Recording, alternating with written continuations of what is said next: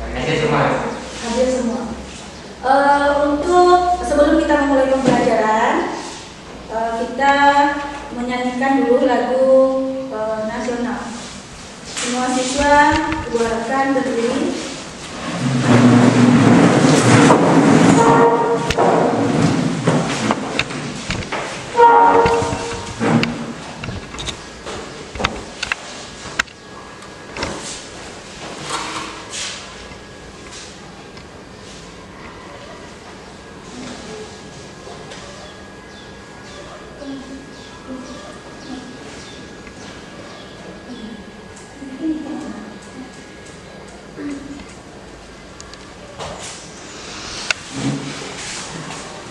Kita menyanyikan lagu dari Sabang sampai Merauke.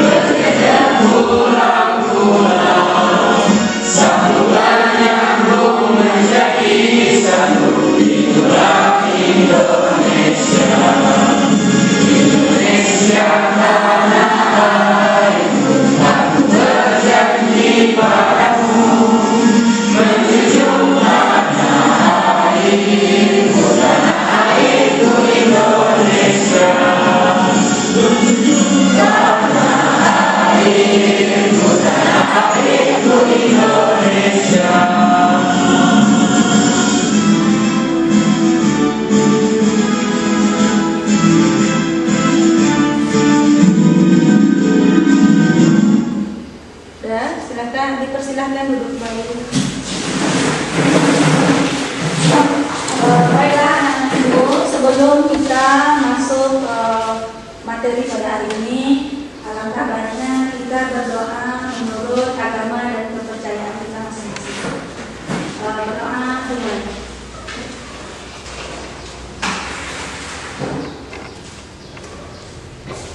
Selesai. Pada pertemuan sebelumnya kita mempelajari materi tentang ketenaga kerjaan. Masih ada yang ingat? Ingat? Silakan. Apa yang kamu ingat tentang materi ketenaga kerjaan? Dalam Undang-Undang Republik Indonesia Nomor 13 Tahun 2003 dikatakan bahwa ketenaga kerjaan adalah segala hal yang berhubungan dengan tenaga kerja, baik dalam waktu sebelum, selama, dan sesudah masa kerja. Nah, dari pengertian yang di atas dapat kita artikan bahwa ketenaga kerjaan merupakan segala sesuatu yang berkaitan dengan prakerja atau buruh. Ya, baik menyangkut hal-hal selama bekerja, sebelum bekerja, dan sudah bekerja. Bagus sekali ya. Berikan apresiasi.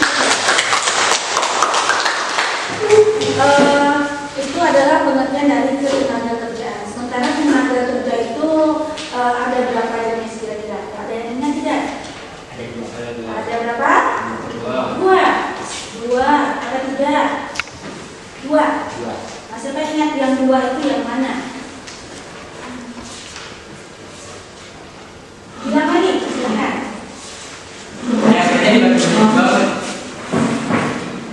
Menurut kegiatan dan menurut keahlian. Nah, tenaga kerja menurut kegiatan dibagi menjadi dua, yakni tenaga kerja rohania dan tenaga kerja jasmania. Nah, apa itu tenaga kerja rohania? Tenaga kerja rohania adalah tenaga kerja yang proses dan pengerjaannya itu lebih menggunakan ide, gagasan pokok, dan sebagainya. Nah, contoh tenaga kerja rohaninya adalah direktur, manajer, dosen ataupun yang lainnya. Contoh pengertian dari tenaga kerja jasmania adalah tenaga kerja yang dalam proses pengerjaan itu lebih ke fisik. Contoh kuli bangunan, supir, penyapu jalan, dan lain-lain. Nah, tenaga kerja menurut keahliannya dibagi menjadi 3. Jadi tenaga kerja terdidik, tenaga kerja tidak terlatih, dan tenaga kerja tidak terdidik tidak terlatih. Ya, bagus sekali ya. Untuk materi yang sebelumnya kita pelajari, kemudian anak-anak yang lain juga masih ingat yang materi itu. Baiklah, kita lanjutkan pada materi hari ini, itu tentang pengangguran. Ada yang tahu ya, itu pengangguran itu apa?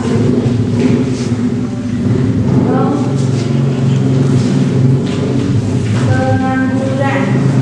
Yang tahu siapa sebetulnya yang kita maksud dengan menganggur itu siapa?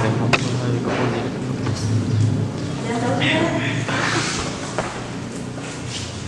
Halo, orang yang tidak bekerja. Orang yang tidak bekerja atau orang yang tidak bekerja dan sedang mencari pekerjaan. Artinya dia tidak bekerja sama sekali. Untuk materi kita hari ini, tujuan pembelajarannya adalah tujuan pembelajarannya kita lihat dulu tampilkan sampai dulu.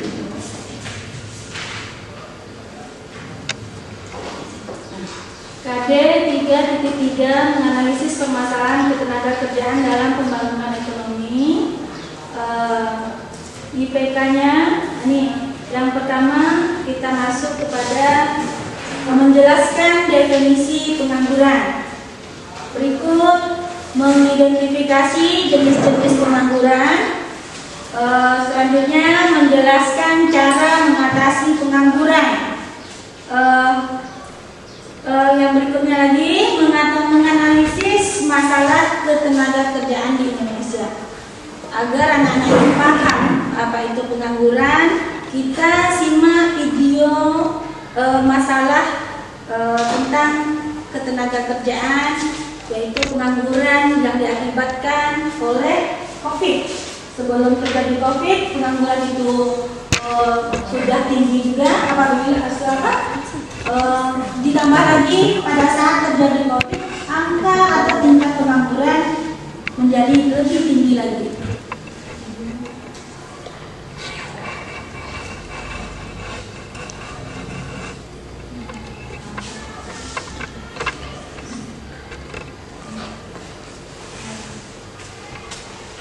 Dan tolong diperhatikan ya.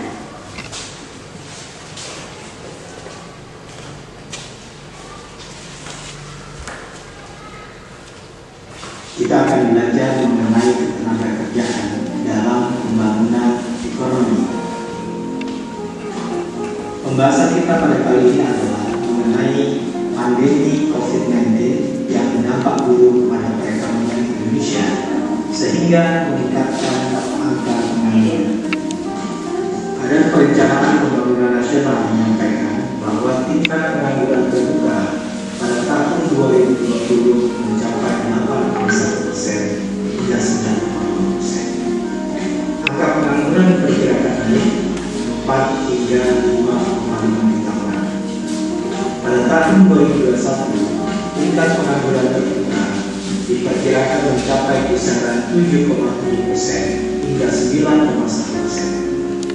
Jumlah pengangguran juga diprediksi meningkat antara 10,7 juta orang sampai 12,7 juta orang. Badan Pusat Statistik menyampaikan bahwa tingkat pengangguran terbuka pada Februari 2020 sebesar 4,99%. Jumlah pengangguran sebanyak 6,88 juta orang. Dikhawatirkan pada tahun 2021 pengangguran akan mencapai 10,7 juta orang sampai 12,7 juta orang. Pengangguran terbuka adalah tenaga kerja yang benar-benar tidak memiliki Pengangguran terbuka, pengangguran yang disebabkan karena menurunnya kegiatan perekonomian semakin baik atau terjadi resesi atau kelesuan ekonomi. Nah, penyebab resesi ekonomi, permintaan akan barang atau jasa mengalami penurunan, sehingga terjadi penurunan produksi dan investasi.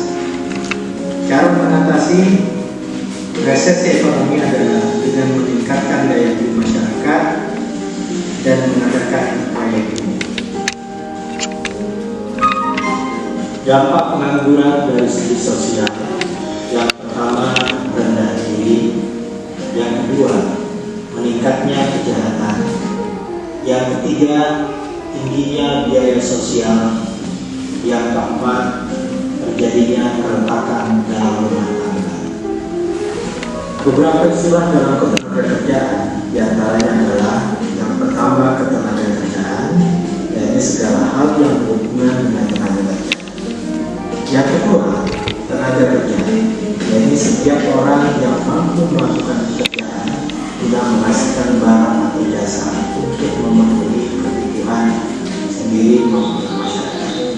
Yang ketiga angkatan kerja, yaitu penduduk usia kerja di antara 15 sampai 44 tahun yang bekerja atau mempunyai pekerjaan, namun sementara tidak bekerja dan pengangguran.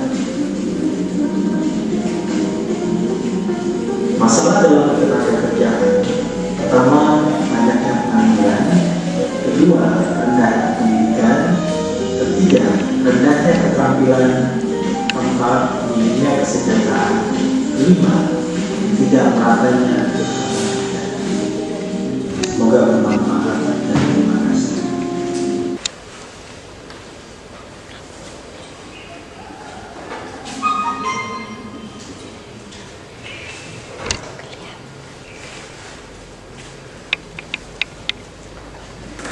Ya, tujuan pembelajaran kita hari ini, nanti pada saat tadi kita sudah memperhatikan video pembelajaran.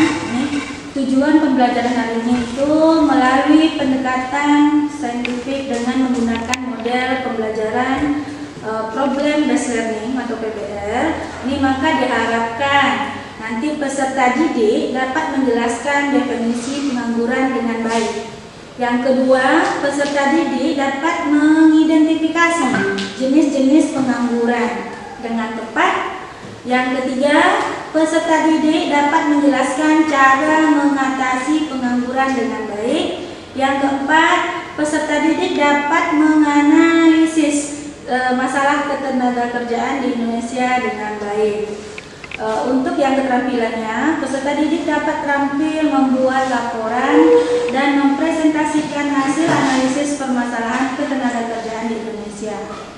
Nah, jadi sebelum kita membagi kelompok, kenapa kita harus mempelajari materi tentang pengangguran ini? Kira-kira apa manfaatnya bagi kita pada saat kita belajar tentang materi pengangguran? Siapa yang bisa kira-kira?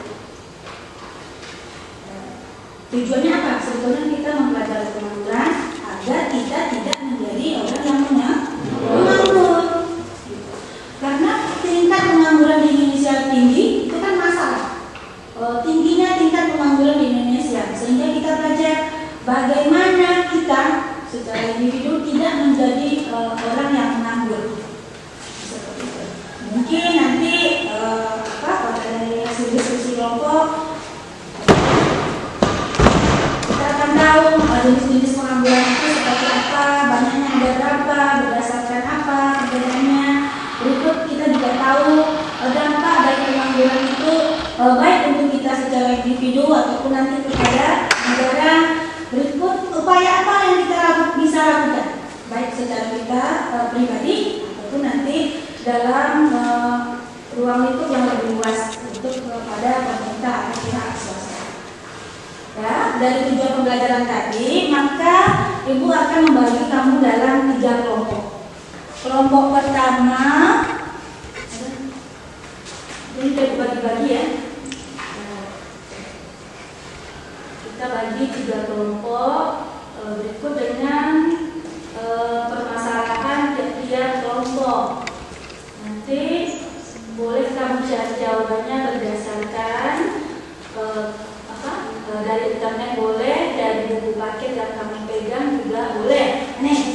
Kelompok 1, Aulia, Fitri, Farhan, Nabi, Fahrezi, dan Setia. Ini membahas tentang masalah jenis-jenis pengangguran. Kelompok 2, ini Happy, Gilang, Halimah, Fadia, dan Zaskia. Materinya tentang masalah itu khusus kepada dampak negatif dari pengangguran. Kelompok yang ketiga, ini Sugi, anggotanya Sugi, Indah, Nina, Reni, dan Tiara. Nanti kelompok 3 mencari upaya-upaya untuk mengatasi pengangguran. Ya, paham dengan tugasnya? Kalau paham dan anggota kelompoknya sudah tahu, silakan bergabung dengan teman satu kelompoknya. Ibu beri waktu selama 30 menit. 30 menit kita berdiskusi, kamu mencari materinya. Berikut 30 menit lagi nanti kita presentasikan. Dan hasil diskusi kelompok yang sudah kami peroleh jawabannya. Paham kira-kira? Kalau ada pertanyaan, kalau misalnya kurang paham, boleh bertanya.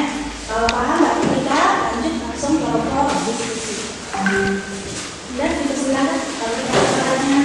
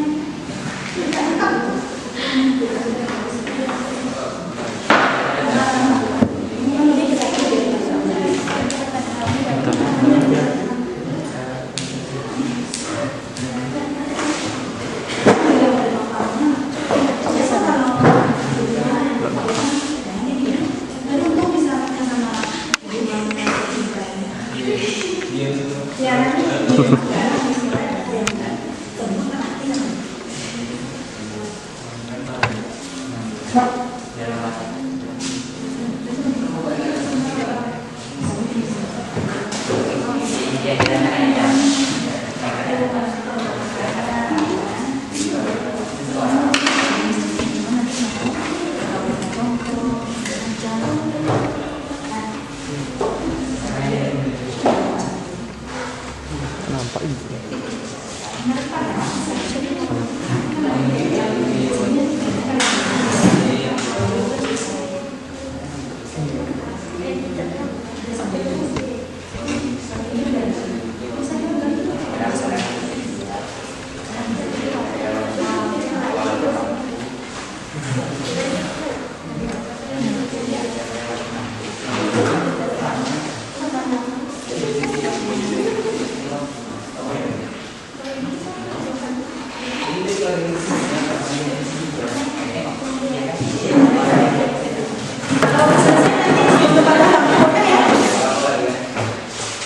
Kalau sudah selesai nanti dulu kita diskusikan. Kalau itu 15 waktunya belum habis.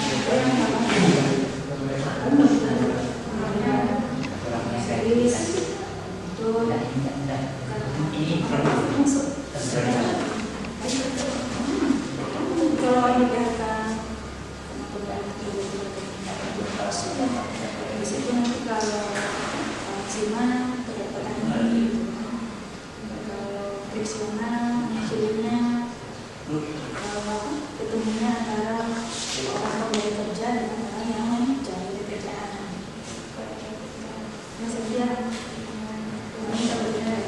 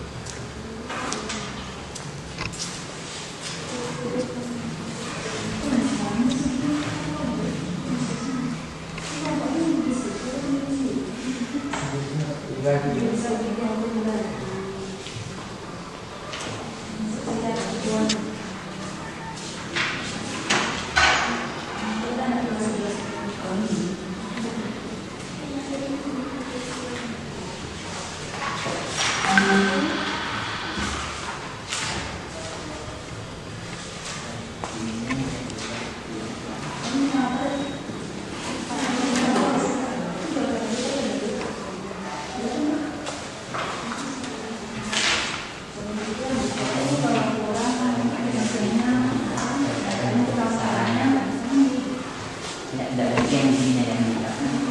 Ada yang di sini. Coba saya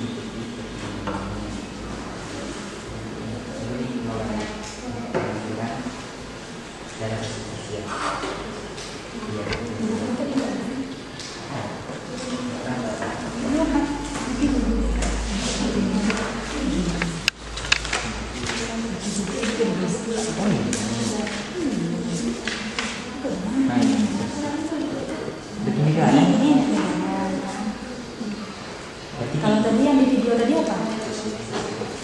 Video tadi rendah diri pribadi. Kalau orang beli mobil 3 di rumah dia parkir awak tak ada satu tuh minder kita ya. Tapi pakai jam mahal, pakai jam murah, jadinya yang minder. Jadi pakai polo,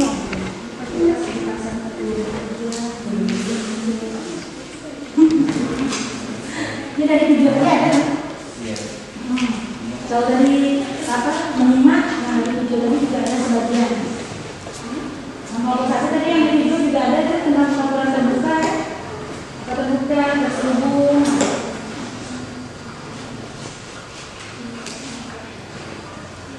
Satu lagi apa? Terbuka, terselubung, satu lagi. Jangan mengatur ya, tahu ya.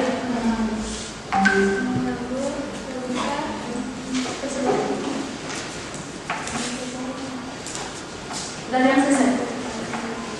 Sudah ada yang selesai? Kalau dia selesai nak dia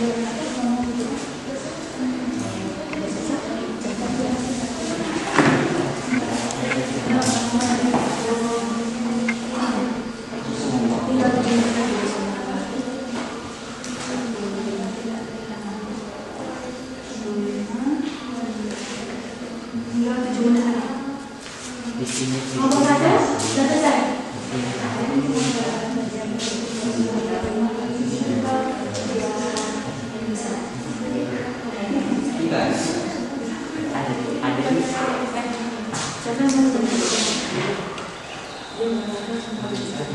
Tapi kalau pas kamu kita videonya tapi bisa ya. Videonya biasanya bisa lihat. Kenapa tuh menit langsung ulang satu buat dari sana itu kan laporan. Jadi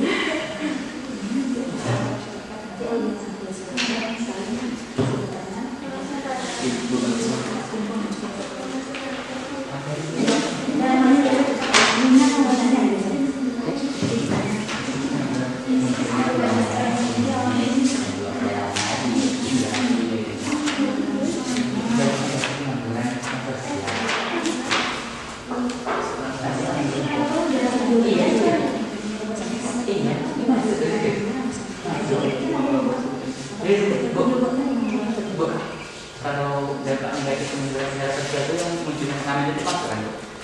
masuk yang pengemis iya jalan ya kan di LKPD juga ada ada kita dari tapi kerja memang temannya iya kan materinya kan dari kerja apa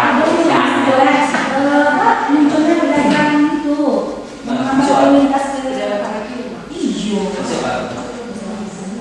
di LKPD juga ya tingginya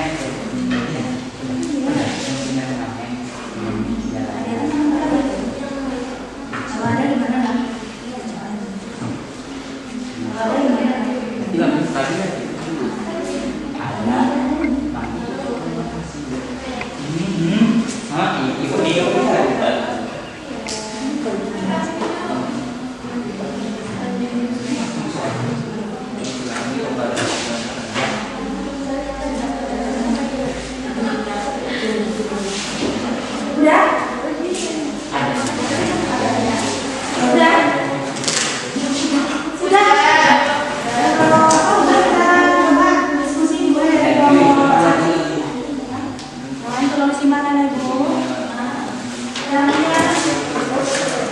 Ya, kelompok yang mana yang tampil pertama? Yang mau presentasi? Ya, silakan.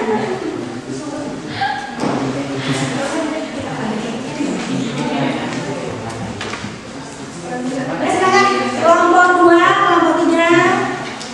Silakan disimak. Kalau ada yang mau ditanyakan atau ditanggapi silakan. Dan pada kelompok 1 silakan.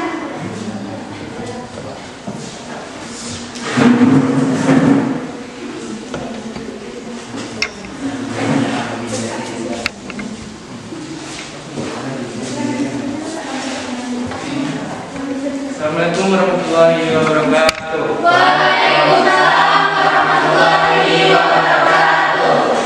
Dalam kami akan menjelaskan hasil presentasi kami yang akan dijelaskan oleh Rezi.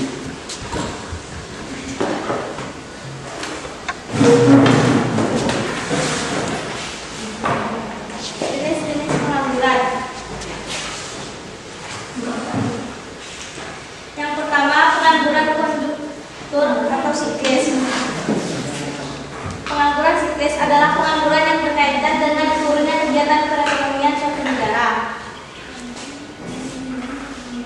Pada masa resesi, tingkat pengangguran siklis akan semakin meningkat karena dua faktor berikut. Yang pertama, jumlah orang yang kehilangan pekerjaan terus meningkat. Yang kedua, dibutuhkan waktu yang lebih lama lagi untuk mendapatkan pekerjaan. Contohnya yaitu di suatu perusahaan ketika sedang maju butuh tenaga kerja, namun ketika usahanya merugi maka akan terjadi PHK atau pengurangan pegawai. Yang kedua, pengangguran struktural, yaitu pengangguran yang terjadi karena perubahan struktur atau perubahan komposisi perekonomian. Contohnya ketika peralihan perekonomian dari sektor perkebunan ke sektor industri, masyarakat yang ingin bekerja di sektor industri kesulitan karena terbiasa bekerja di sektor perkebunan.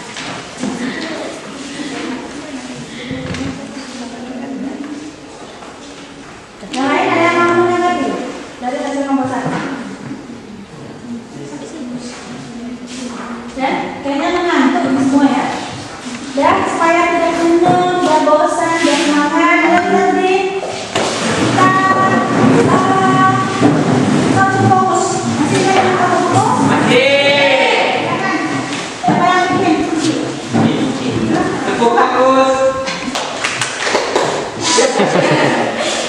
Tepuk fokus. Yang kita mau belajar, maka kita harus fokus. Fokus, fokus, fokus. Yeah. Sudah fokus ya? Sudah bisa bertanya atau menanggapi hasil dari kelompok 1? Silakan. Kalau tidak ada pertanyaan, nanti kita langsung masuk ke kelompok 2. Artinya, materi dari kelompok 1, kelompok 2, dan 3 paham. Kalau tidak ada pertanyaan. Paham? Tidak ada pertanyaan atau tanggapan? Ada. Berdiri.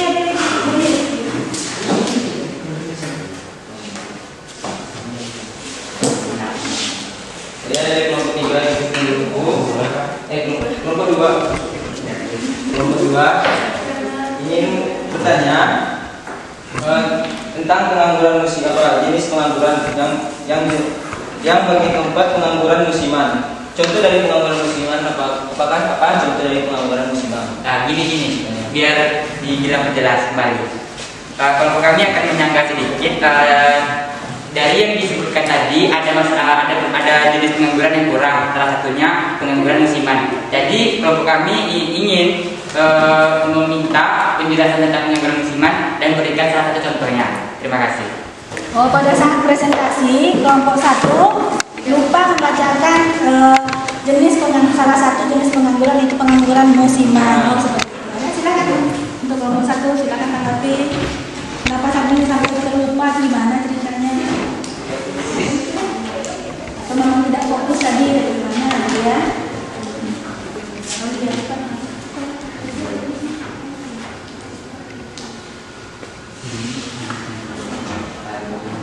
Kelompok 1.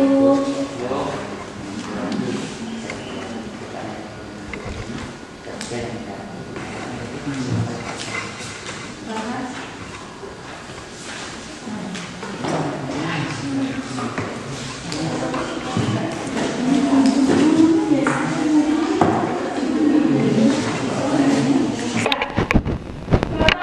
tani.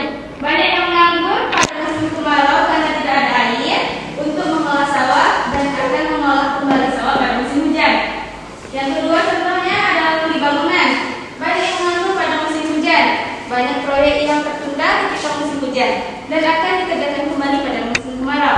Itulah contoh-contoh dari pengangguran musiman. Apakah teman-teman sudah paham? Sudah. Sudah jelas. Bisa juga nanti ditambah misalnya kalau dekat kita ya tukang jahit Ya. pas lebaran bahkan tukang jahit menolak untuk menjahit baju kita kan gitu ya. Pada saat tidak suasana mau menjelang lebaran maka kadang mereka sebut job. Itu juga termasuk nanti ke dalam musiman. Dan berikan plus untuk kelompok satu. Kita lanjut untuk kelompok 2. Kelompok 1 sama kelompok 3 silakan disimak. Kalau kurang paham silakan bertanya atau merasa tidak cocok boleh menyanggah. Halo.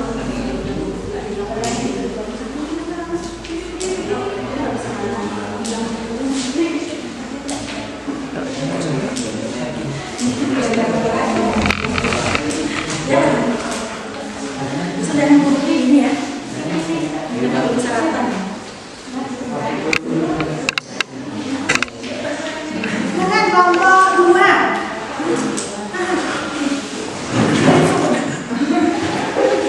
Assalamualaikum warahmatullahi wabarakatuh.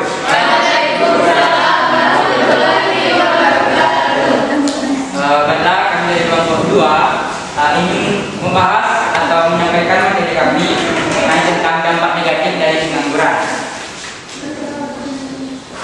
Berbicara tentang pengangguran, pengangguran adalah seseorang yang tidak memiliki pekerjaan dan tidak memiliki yang disebabkan karena tidak tersedianya lapangan kerja atau tidak mampu.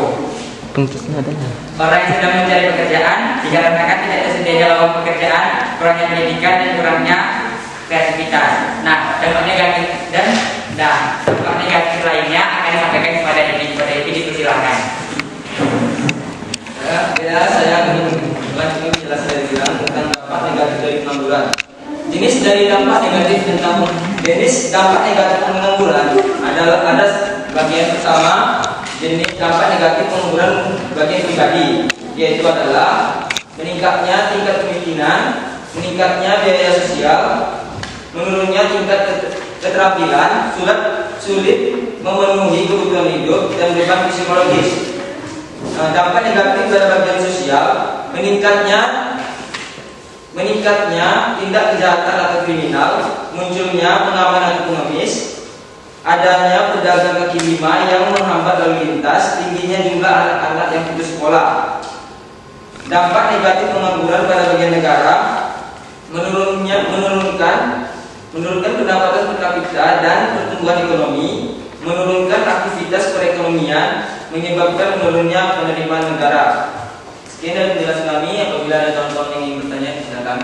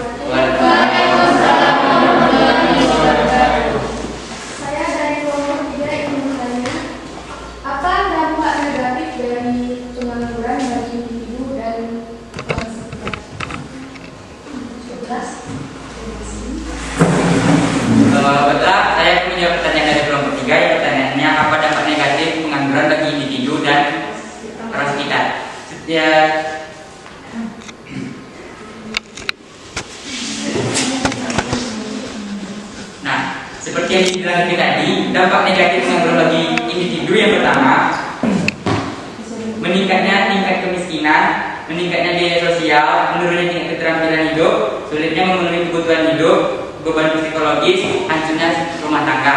Nah, untuk bagi sosial, yang pertama, meningkatnya tingkat kejahatan atau kriminal, munculnya pengamen atau pengemis, dan adanya pedagang kaki lima yang menghambat lalu lintas. Mungkin itu saja. Apakah saya mengerti? Sekarang kita berikan waktu untuk kelompok.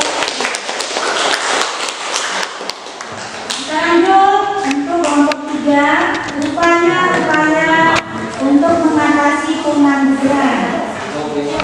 Ya, dipersilakan untuk bagus dan keren, luar biasa.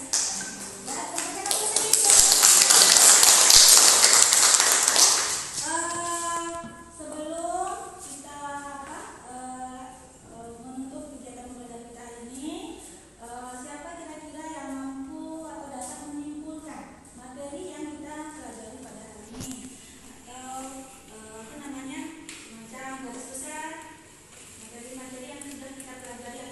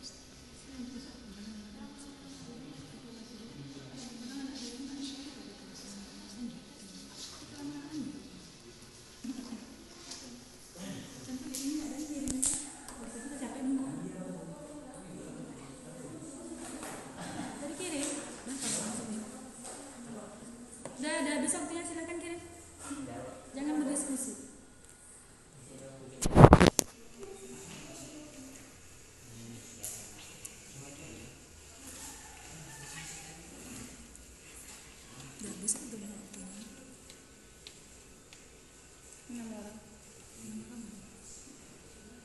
Atau kita atau tunggu orang selesai. Ada yang 100. Buat di mana ya? Di Google Form ya orang buat kan? Iya. Di sini juga, bukan? Di kelas dong. Di notebook. Di notebook ya kan?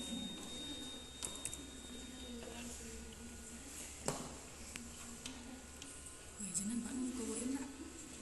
Ibu ini pakai asisten. Ibu ini pakai asisten. Saya gaptek.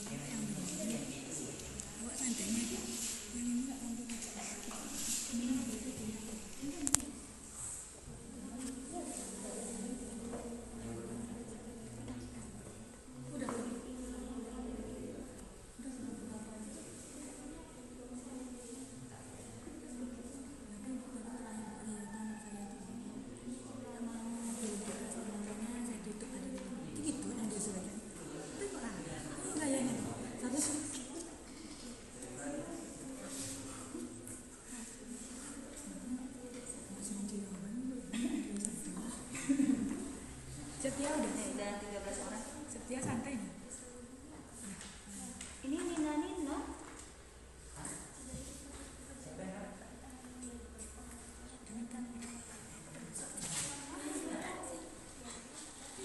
Ini tuh udah buat file di sini. Terus terusin kaki.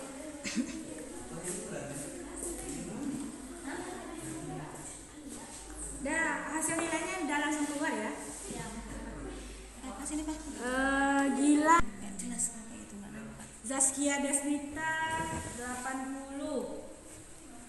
Tiara 80. Reni 80. Sugi juga 80. Ya. Yang nilainya tidak tuntas ini KKM kita berapa ya? 61. Hah? Kalau kelas 11 KKM-nya 63. Ini ada beberapa orang yang tidak tuntas nilainya. Ini karena melamun atau karena gugup. Seperti Nina tadi tidak bisa mengakses ya, soalnya Nina ya. Ini mungkin udah gugup duluan. Tidak apa-apa. Nilai tertinggi 80. Ada 1, 2, 3, 4, 5, 6, 7 orang dari 15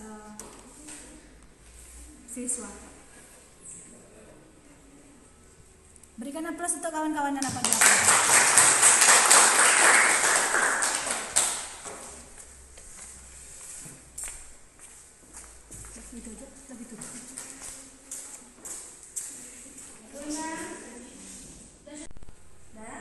Sebelum kami mengerjakan ini kita tutup, yang mimpin doa siapa biasanya ya?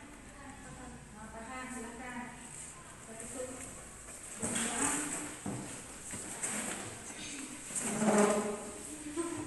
Baiklah, sebelum mengakhiri pembelajaran, sebaiknya kita berdoa menurut kepercayaan masing-masing. Berdoa mulai.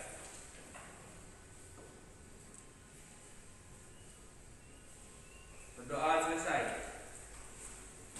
Dan dipersilakan untuk mengerjakan tugas yang ada di classroom. Dan hanya 5 soal pilihan ganda. Dan isi habis itu gitu. Yang tadi, ini. Sini. Nanti dari sini ya Pak. Nah, yang sudah baca, sudah isi, boleh langsung dikirim tugasnya. Iya, langsung diisi di situ. Itu di Google Form. Apa nak? Dikirim tugasnya. Cuman tinggal tunggu hasil.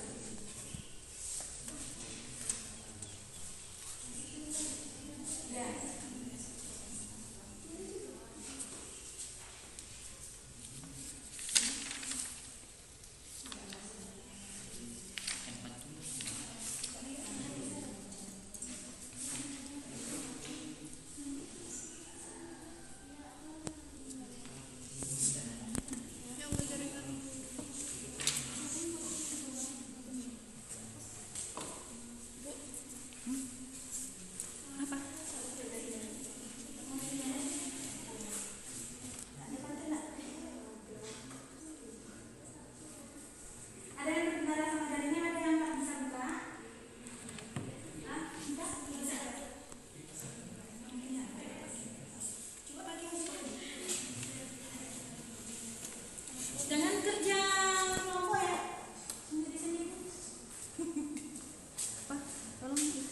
paspornya tambah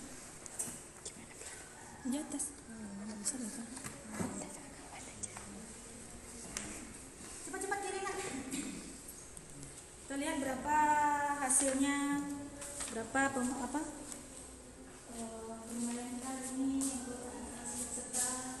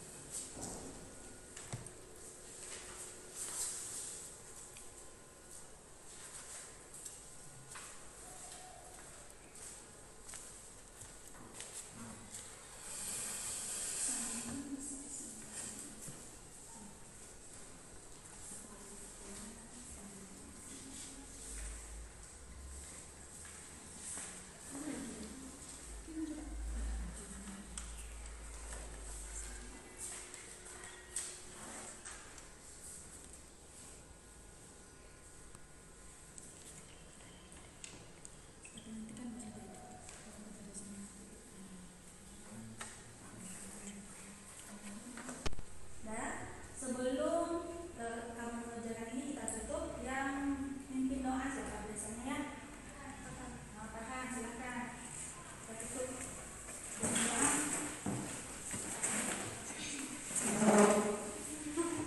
Baiklah, sebelum mengakhiri pembelajaran, sebaiknya kita berdoa menurut kepercayaan masing-masing. Berdoa